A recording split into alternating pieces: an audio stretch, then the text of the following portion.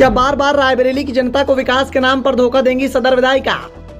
नगर पालिका के कमान हाथों में रहते हुए भी सदर विधायिका ने क्यों नहीं किया नगर पालिका क्षेत्र का विकास?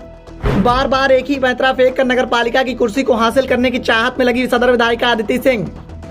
पहले पूर्णिमा श्रीवास्तव और अब शालिनी कनौजिया पर दांव लगाकर नगर पालिका की कुर्सी को हासिल करने में लगी सदर विधायिका।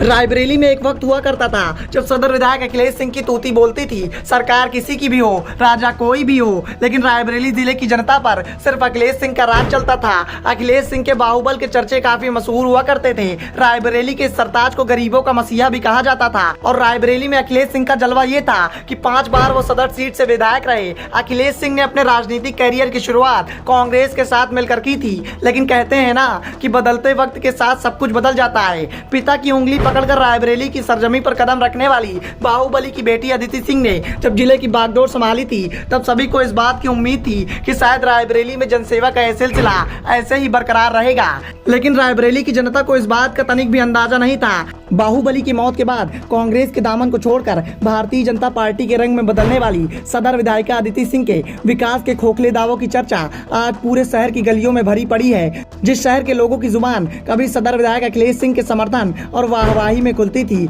आज वही जनता सदर विधायिका के कार्यकाल के बदतर हालात का रोना रोती जा रही है। इन दिनों जिले में निकाय चुनाव की सरगर्मियां तेज हैं, तो भारतीय जनता पार्टी के बड़े बड़े नेताओं ने जिले में आकर भारतीय जनता पार्टी की प्रत्याशी शालिनी कनौजिया के समर्थन की बात कर रहे हैं। कभी सूबे के मुखिया योगी आदित्यनाथ आकर विकास के बड़े बड़े दावे करते हैं, तो कभी डिप्टी सीएम साहब आकर जिले में कमान संभाल लेते हैं। लेकिन बड़े बड़े नेताओं के रायबरेली आगमन का यह जमावड़ा देखकर तो ऐसा ही लग रहा है कि भारतीय जनता पार्टी की प्रत्याशी शालिनी कनौजिया से ज्यादा छटपटाहट सदर विधायिका अदिति सिंह को नगर पालिका कुर्सी हासिल करने की है। शायद यही कारण है जिसकी वजह से पिछले नगर पालिका चुनाव में पूर्णिमा श्रीवास्तव के चेहरे पर दांव लगाकर चुनाव के द्वंद्व को जीतने में कामयाब होने वाली सदर विधायिका अदिति सिंह के द्वारा नगर पालिका की बागडोर संभालने का कार्य किया जा रहा था, क्योंकि पूर्णिमा श्रीवास्तव को चुनाव के मैदान में उतारने वाली शख्सियत सदर विधायिका ही थी। लेकिन सवाल इस बात के उठ रहे हैं कि सदर विधायिका के समर्थन से चुनाव जीतने वाली उम्मीदवार के द्वारा जिले की जनता को विकास से यूं वंचित रखने का रवैया